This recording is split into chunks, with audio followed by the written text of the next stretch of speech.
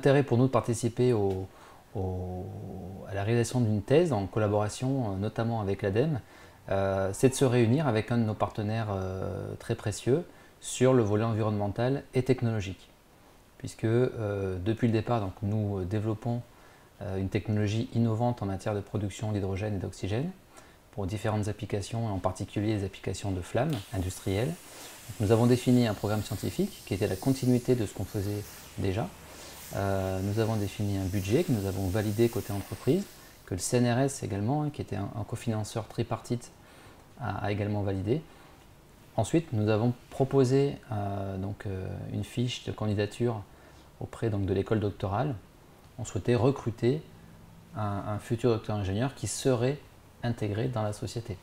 C'était bien l'objectif pour nous, côté entreprise, d'utiliser la thèse aussi comme un moyen de former un jeune ingénieur à notre technologie, à ce qu'il devienne spécialiste d'une partie de notre cœur de métier. On s'engage pour 3 ans sur la base d'un programme scientifique pour lequel on n'est pas sûr d'obtenir des résultats. Donc effectivement, ça répond à un aléa scientifique. Ce risque, il est quand même réduit par, de toute façon, ce qu'on va apprendre de notre propre technologie, sur la montée en puissance de notre savoir-faire, sur les relations partenariales qu'on va développer avec le laboratoire, les échanges scientifiques, technologiques.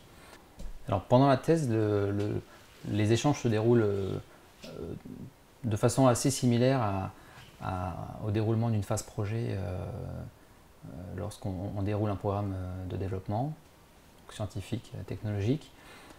Ça passe d'abord par la définition précise d'un programme avec différentes tâches dans lesquelles on définit des livrables. Donc c'est une approche très gestion de projet du sujet. Et on définit différents points de rendez-vous au travers desquels à la fois l'entreprise, l'ADEME et le laboratoire se réunissaient pour faire état des avancements. Alors, les retours sont très positifs. D'abord sur le plan humain, nous avons comme prévu fait le bon choix. Nous nous en félicitons et nous le félicitons, Paul, d'avoir eu confiance en lui, lui avoir confié ce programme, qu'il ait pu faire sa formation à nos côtés, qu'il ait pu monter en puissance. Alors les perspectives d'avenir pour la société Bulan sont en ce moment en train de monter fortement en puissance, puisque nous faisons une très forte croissance sur les produits industriels que nous adressons à tous les industriels qui utilisent une flamme dans leurs applications. Donc, réussite par la formation d'un jeune ingénieur qui est devenu docteur ingénieur hyper spécialisé à notre problématique technologique. La livraison d'une brique technologique qui va trouver immédiatement sa faisabilité industrielle et qu'on peut mettre en œuvre d'un point de vue industriel et commercial.